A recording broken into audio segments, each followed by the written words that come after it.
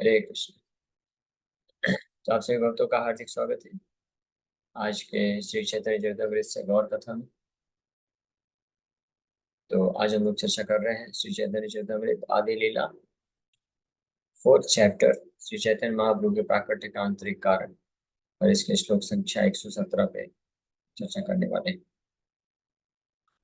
तो इसके पहले कविराज गोस्वामी वर्णन कर चुके हैं भगवान कृष्ण के तीन प्रकार की जो विशेष लीलाएं होती, बाल्य लीला, पौगंड लीला और कैशोर लीला। उसमें से जो कैशोर लीला है, जिसमें भगवान माधुर्य लीला को प्रकाशित करते हैं, वो सर्वश्रेष्ठ होती है।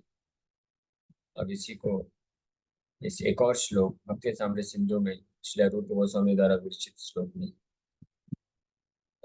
उस माधुर्य लीला का कुछ उसके ऊपर प्रकाश डाला। वाचा सूचित सर्वरी रति कला रागल भया राधिका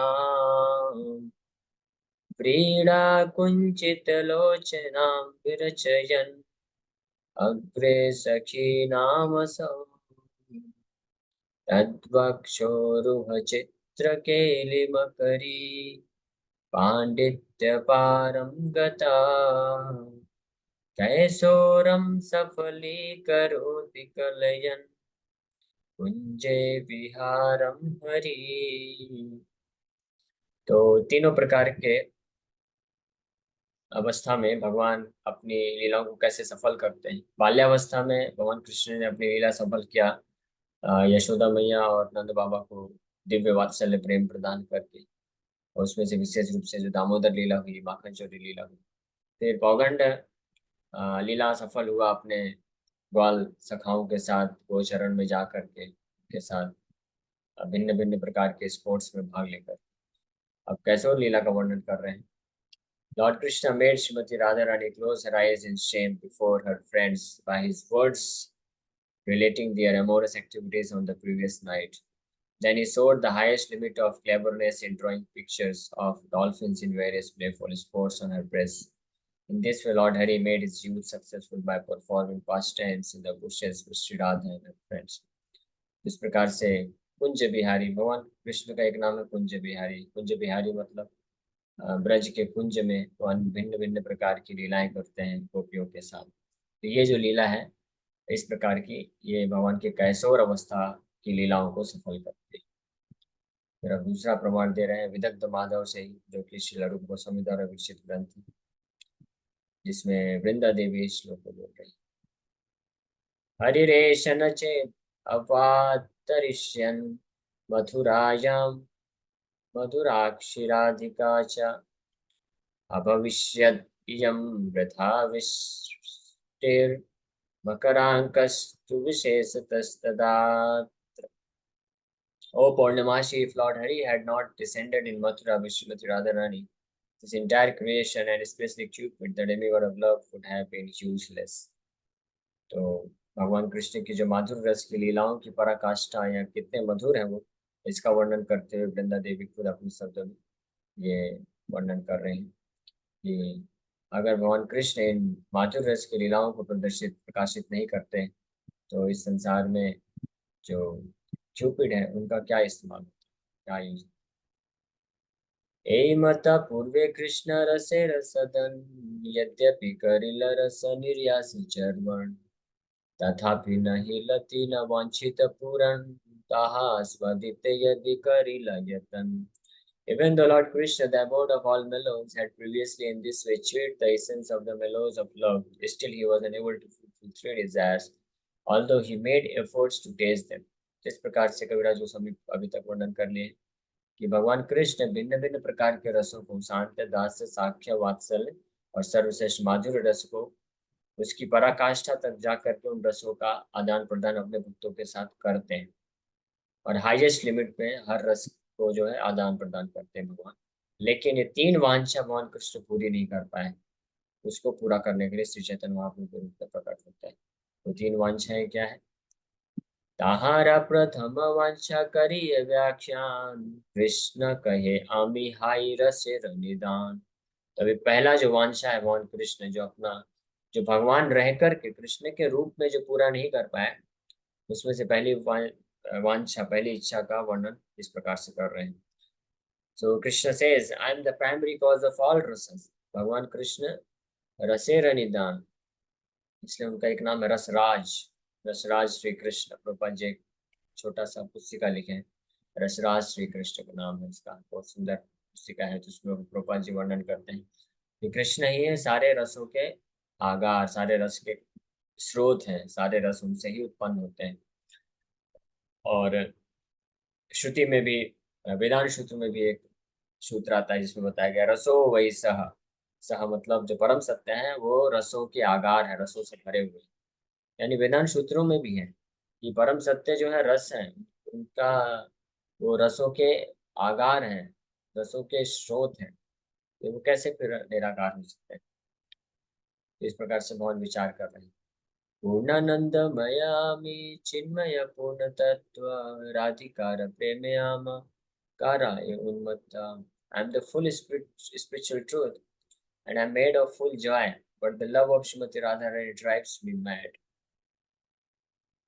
भगवान विचार कर रहे हैं कि मैं तो पूरी तरह से चिन्मय हूँ, सच्चिदानंद विग्रह है भगवान, और हर प्रकार के आनंद के भी स्रोत हैं। इसलिए कृष्ण का एक नाम आनंद भी है। आनंद के जो स्रोत हैं, पूरा इस सृष्टि में जिसके पास भी जो भी सुख या आनंद प्राप्त होता है वो कृष्ण के ही आनंद का एक अंश मात्र होता है।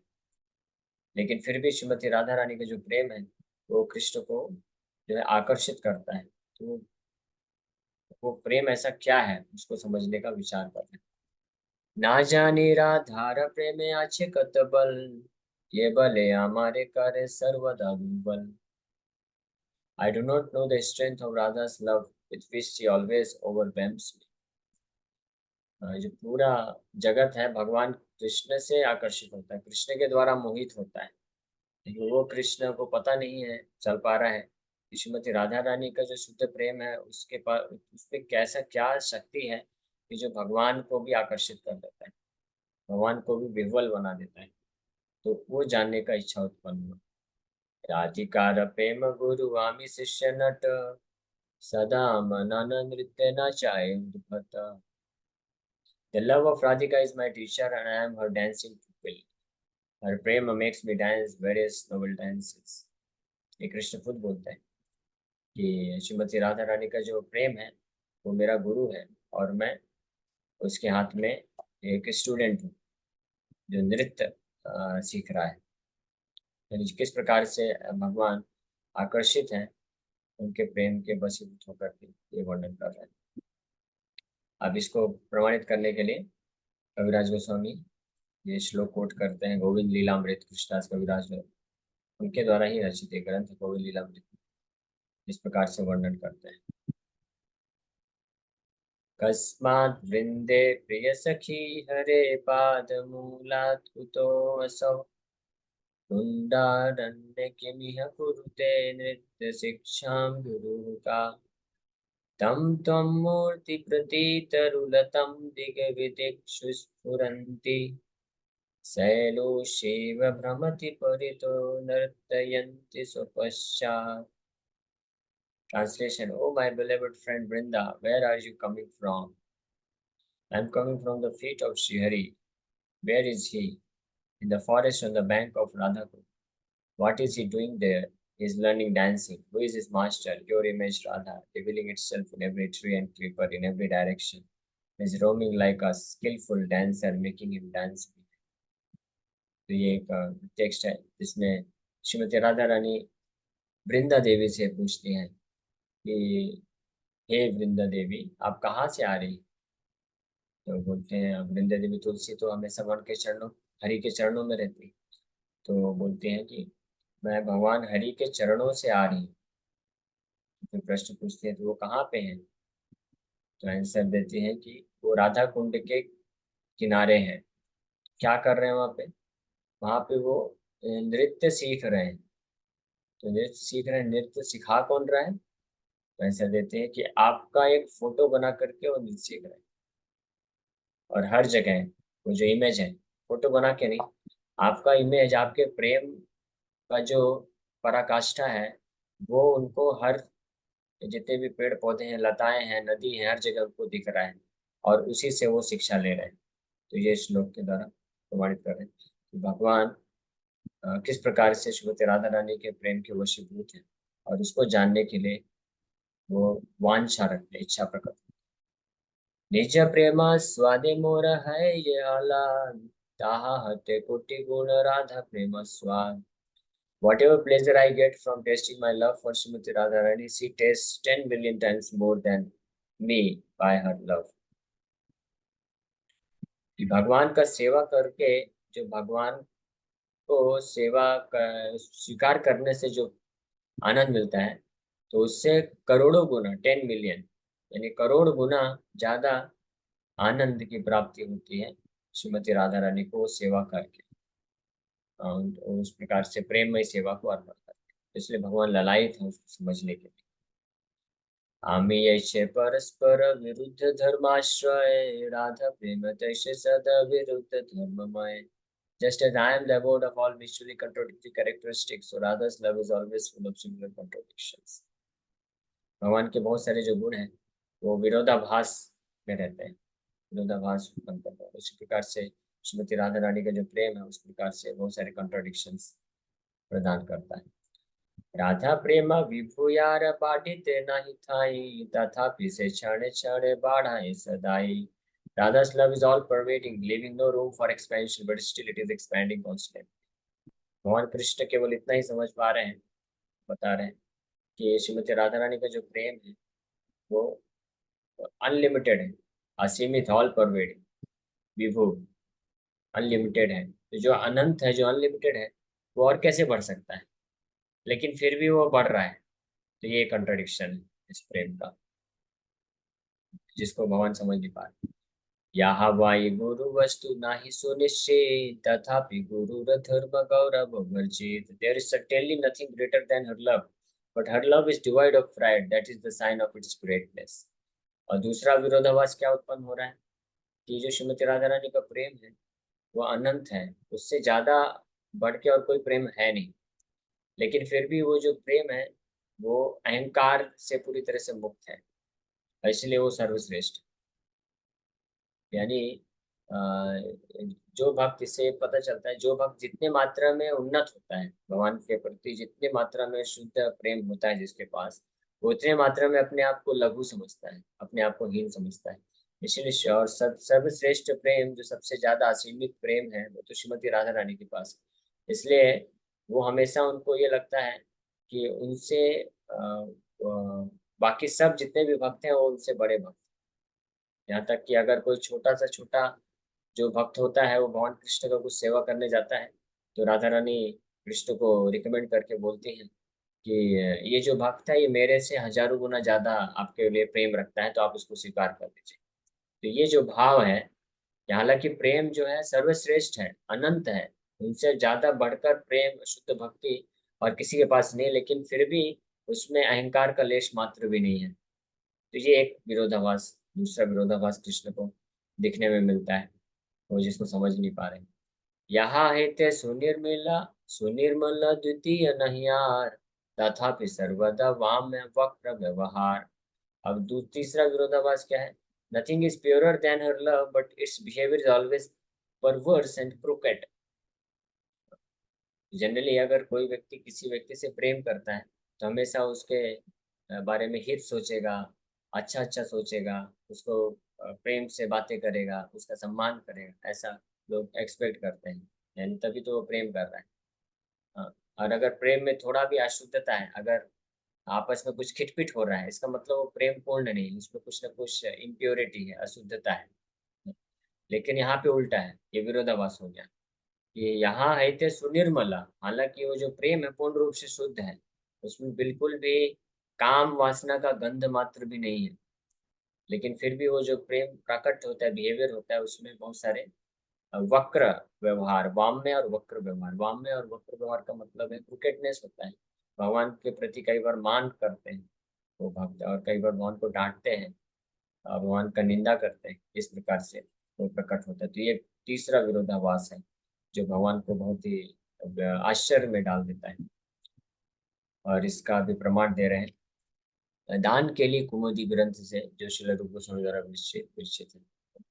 विभुरपि कलयन् सदा विवृद्धिं गुरुरपि गौरवचर्यया विहीनम् मुरुपचित् विक्रिमापि शुद्धो जयति मुरदुषीराधिकानुरागः. All glory is Radha's love for Krishna, the enemy of the demon Mura. Although it is all pervading, it tends to increase at every moment. Although it is important, it is devoid of pride, and although it is pure, it is always beset with duplicity. तो ये तीन श्रीमती राधा रानी का जो प्रेम है उसके प्रति, इसमें ये तीन प्रकार के विरोधाभास प्रकट हो रहे हैं, जो कि भगवान को आश्चर्य में डाल रहे हैं और उसको टेस्ट करने की इच्छा प्रकट कर रहा है. हमने चर्चा किया तीन विरोधाभास. पहला विरोधाभास क्या था कि हालांकि ये ऑल परवेडिंग है, मतलब अनंत है, लेकिन फिर भी ये बढ़ रहा है. अभी अनंत चीज जो है वो कैसे बढ़ सकती है, ये विरोधाभास. दूसरा कि हालांकि ये सर्वश्रेष्ठ है, सबसे महत्वपूर्ण है, लेकिन इस प्रेम को हृदय में धारण करने के पश्चात श्रीमती राधा रानी को अपने आप को हमेशा हीन समझते हैं. कोई उसमें उनमें कोई अहंकार नहीं है, डिवॉइड ऑफ प्राइड. ये दूसरा विरोधाभास. और तीसरा, हालांकि ये पूर्ण रूप से शुद्ध है, लेकिन फिर भी इस ये जो प्रेम का जो प्रकट होता है, उसमें जो व्यवहार होते हैं, तो उसमें कई बार डुप्लिसिटी नजर आती है. डुप्लिसिटी मतलब कि कुछ न कुछ मान है और डांटना है, कुछ न कुछ क्रुकेडनेस, वक्र वक्र व्यवहार प्रकट होता है. तो ये तीसरा विरोधाभास है. श्री से प्रेमार श्री राधिका परमाश्रय से प्रेमा रामी हाई केवल विषय.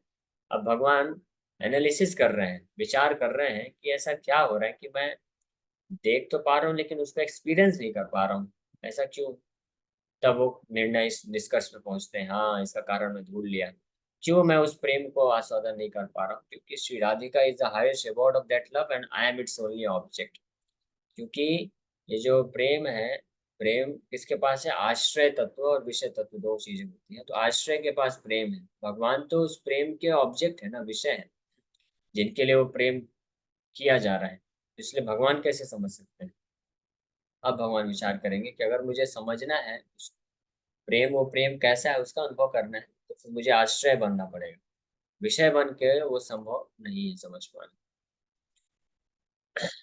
जैसे ऐसा ही कुछ हुआ था जब भगवान नरसिंह देव प्रकट हुए. तो प्रहलाद महाराज को, हिरण्यकशिपु को मारने के बाद प्रहलाद महाराज ने उनको गाले में पहना है. तो नरसिंह भगवान बड़े आनंद की अनुभूति कर रहे हैं, और इतना आनंदित हो गए कि वो प्रहलाद महाराज को चाटने लग गए, अपने गोद में बैठा के चाट रहे हैं प्रहलाद महाराज को. तो उनको बड़ा आनंद आ रहा है. तो उनको तो आनंद आ रहा है, लेकिन कुछ समय बाद जब प्रहलाद को देख रहे हैं तो थोड़ा ईर्ष्या आ गया. ईर्ष्या मतलब ये भौतिक ईर्ष्या नहीं, आध्यात्मिक रूप से ईर्ष्या प्रकट हो गया. कि भगवान सोचे कि अरे ये तो मेरा भक्ति कर रहा है, मेरा सेवा कर रहा है, मेरा भक्त है, तो मुझे इसको प्रेम करके बड़ा आनंद आ रहा है. लेकिन प्रहलाद महाराज की तरफ जब दृष्टि पड़ी, तो प्रहलाद तो एक अलग ही दुनिया में पहुंच गए. भगवान फिर जब नरसिंह देव चाट रहे थे उनको और अपने गोद में उठा लिए, तो प्रहलाद तो पूरी तरह से गदगद हो गए, फुल एक्सटेसी में आ गए, पूरे भाव में प्रकट हो गए. अश्रुधारा बह रही है, शरीर कांप रहा है, पसीना छूट रहा है, कम कपा रहे हैं, गदगद वाणी हो चुकी है. इतने दिव्य आनंद को अनुभव कर रहे हैं कि नरसिंह देव भगवान सोचे, देख पाए कि मेरे को जो आनंद मिल रहा है उससे हजारों गुना आनंद तो इसको मिल रहा है. तो भगवान को वो लोभ हो गया, नरसिंह भगवान को, कि अभी मुझे भी वात्सल्य प्रेम प्राप्त करना है, इसलिए अगले जन्म में आऊंगा. तो वो जो प्रहलाद महाराज जो प्रेम अनुभव कर रहे थे, तो नरसिंह भगवान भगवान बन के नहीं प्रेम अनुभव कर सकते, इसलिए वो डिसाइड किया कि अगली बार मैं भी पुत्र बनूंगी, तब तो उसको अनुभव कर पाऊंगा ना. इसलिए फिर अगला अवतार राम अवतार में जब आए, तो माँ बाप को स्वीकार किए. उसके बाद कृष्ण, उसके बाद जितने अवतार है फिर माँ बाप स्वीकार किए, ताकि वात्सल्य बाल्य लीला करके वात्सल्य प्रेम का आस्वादन कर सके. उसी प्रकार से यहाँ पे भी भगवान जब भोक्ता के रूप में रहते हैं, तो सारे भक्त लोग उनको दिव्य सेवा अर्पण करते हैं.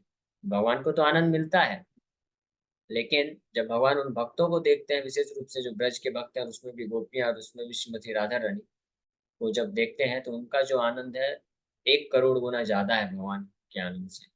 और भगवान उनके आनंद को एक्सपीरियंस नहीं कर पा रहे हैं, बस दूर से देख पा रहे हैं, इसलिए उनके अंदर ये लोभ आता है. आश्रय जातीय सुख पाइते मन धाय, यत्न आस्वादित नारी की करी उपाय.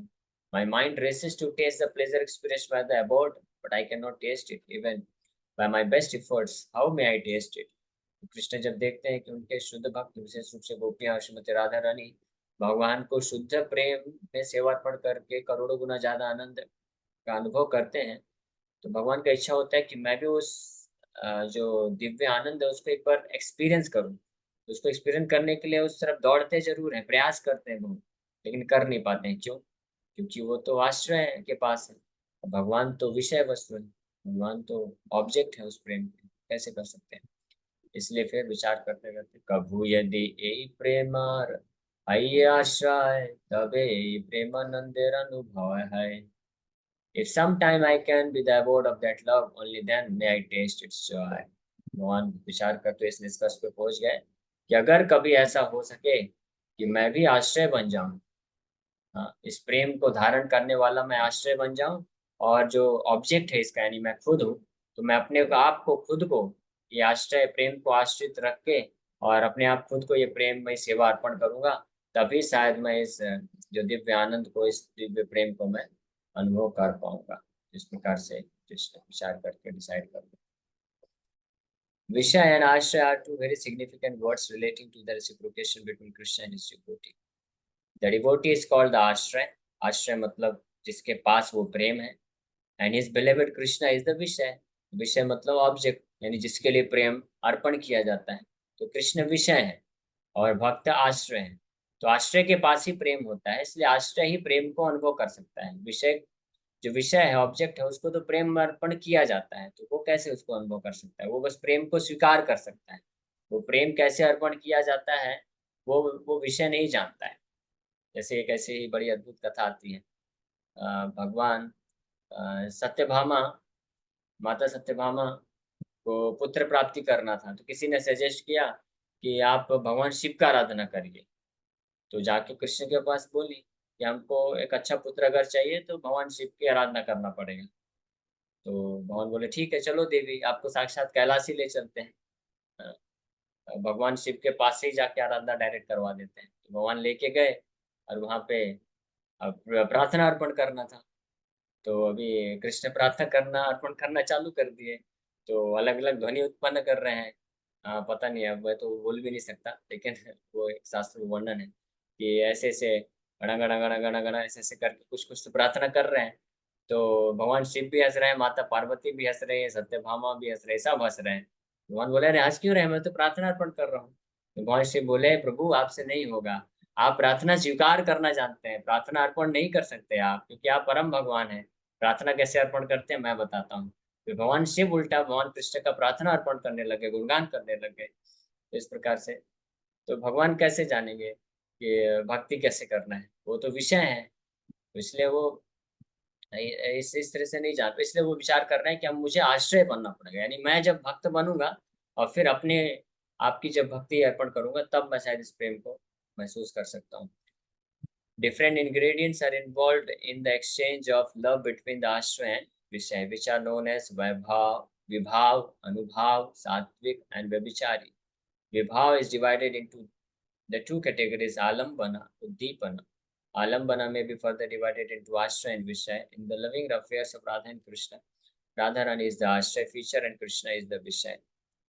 The transcendental consciousness of the Lord tells him, I am Krishna, and I experience pleasure as the Vishay. The pleasure enjoyed by Radharani, the Ashray, is many times greater than the pleasure I feel. Therefore, to feel the pleasure of Ashray category, Lord Krishna appeared as Sri Chaitanya Mahaprabhu. तो ये कारण है श्री चैतन्य महाप्रभु के रूप में आने का भगवान कृष्ण का।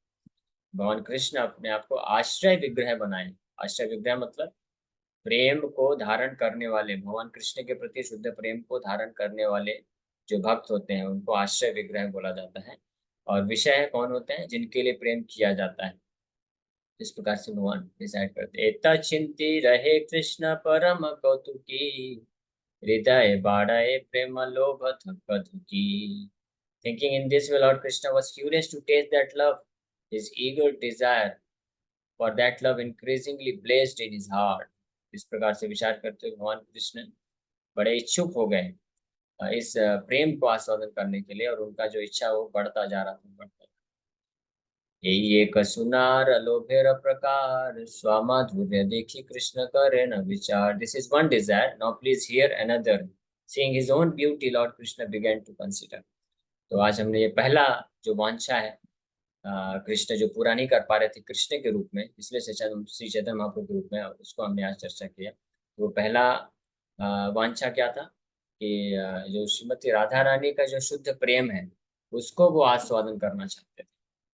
तो पहला इच्छा था. अब दूसरा इच्छा क्या है तो हम लोग कल चर्चा करेंगे. दूसरा इच्छा है भगवान कृष्ण की मधुरता. Seeing his own beauty Lord Krishna began to consider. जब भगवान कृष्ण अपने आप को मिरर में देखे तो अपनी ही सुंदरता को देख करके उसमें कुछ विचार करने लग गए और उससे उनका दूसरा लोभ उत्पन्न होता है. तो हम लोग कल चर्चा करेंगे. हरे कृष्ण. किसी का कोई प्रश्न है? हरे कृष्णा प्रभु जी। मेरा प्रश्न हाँ था, अभी आ रहा है. अभी आपने बताया कि कृष्ण भगवान जो है राधा रानी का प्रेम का आस्वादन करने के लिए कि उनकी इच्छा इतनी बढ़ती जा रही थी कि राधा रानी को जितने टाइम वो सोच रहे थे कि उनका जो प्रेम था इतना बढ़ रहा था डे बाय डे, इतना जब सबसे लास्ट असीम होने के बाद भी, तो जब चैतन्य महाप्रभु के रूप में आए थे तो प्रभु भगवान ने चैतन्य महाप्रभु ने फिर आगे क्यों किया? क्योंकि वो तो राधा रानी का आस्वादन करने के लिए आया था ना, मतलब उनके प्रेम की भावना को हर एक को हाँ पहुंचाने के लिए समझ तो। गया समझ गया समझ गया. तो विष्णु प्रिया माता जी और लक्ष्मी प्रिया माता जी, उनसे चैतन्य महाप्रभु का विवाह हुआ. तो वो भगवान कृष्ण की नित्य संगनी है. महालक्ष्मी ही है साक्षात. तो हमेशा भगवान के साथ ही रहती है. तो जब भगवान आए विशेष रूप में जब नवद्वीप में थे उस वक्त भगवान ने वो स्वीकार किया. लेकिन उनका मुख्य प्रयोजन था श्रीमती राधा रानी के भाव को स्वीकार करके आस्वादन करने का. इसलिए उन्होंने संन्यास लिया फिर, और संन्यास लेकर जगन्नाथपुरी में जाकर के उस चीज का आस्वादन किए. तो क्योंकि जो महालक्ष्मी उनके नित्य संगनी है तो इसलिए वो तो हमेशा उनके साथ रहेंगी. तो इसलिए प्रारंभिक जीवन में महाप्रभु स्वीकार किए.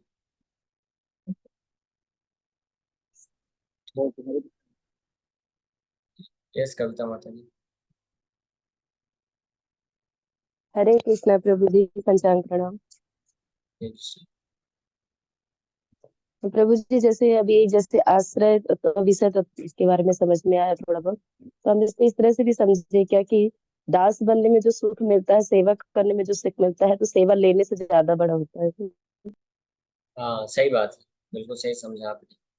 भगवान का सेवा करने से ज्यादा सुख मिलता है. भगवान को सेवा को रिसीव करने से भी ज्यादा. इसलिए इसीलिए भगवान बलराम वो कृष्ण के से अभिन्न है. कृष्ण जैसे पूर्ण पुरुषोत्तम षडैश्वर्य परिपूर्ण, उसी प्रकार से भगवान बलराम भी पूर्ण पुरुषोत्तम षडैश्वर्य परिपूर्ण है. लेकिन बलराम अपने आप को कभी भगवान नहीं घोषित करते. वो हमेशा कृष्ण के अपने आप को दास समझते हैं, क्योंकि कृष्ण का दास बन के कृष्ण का सेवा करने से उनको और ज्यादा दिव्य आनंद की प्राप्ति होती है.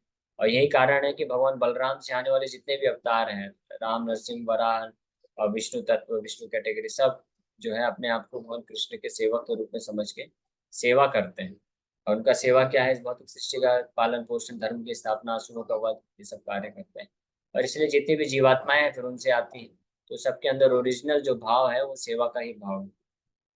तो ये एक अच्छा इससे मिलता है, प्रमाण हिंट मिलता है. इस सेवक बनने से ज्यादा फायदा है, उसमें ज्यादा आनंद है. जो भगवान बनने का प्रयास करते हैं वास्तव में वो troublesome situation. Okay, last question. हाँ, हरे कृष्णा प्रभु जी। प्रभु जी, मेरा क्वेश्चन तो माता जी के क्वेश्चन में ही था, तो अच्छा वो हो गया। पर ये पूछना था, वो लास्ट में अभी आपने बताया कि भगवान के साथ दो रूप में रहते हैं लक्ष्मी, तो वो थोड़ा नाम बता देंगे एक बार, किस किस रूप में वो आए चैतन्य महाप्रभु के, जो शादी की उनने दो, तो आपने विष्णु लक्ष्मी और ऐसे बताया, वो चीज एक बार विष्णु रिपीट कर। माता जी का नाम है. एक जो पहली पत्नी थी चैतन्य महाप्रभु, उनका नाम है लक्ष्मी प्रिया. और दूसरी पत्नी का नाम था विष्णु प्रिया. ये दोनों ही लक्ष्मी स्वरूप हैं, दोनों ही जो है लक्ष्मी हैं. तो भगवान की ये सनातन संगनियां हैं, तो उनको भगवान स्वीकार करते हैं.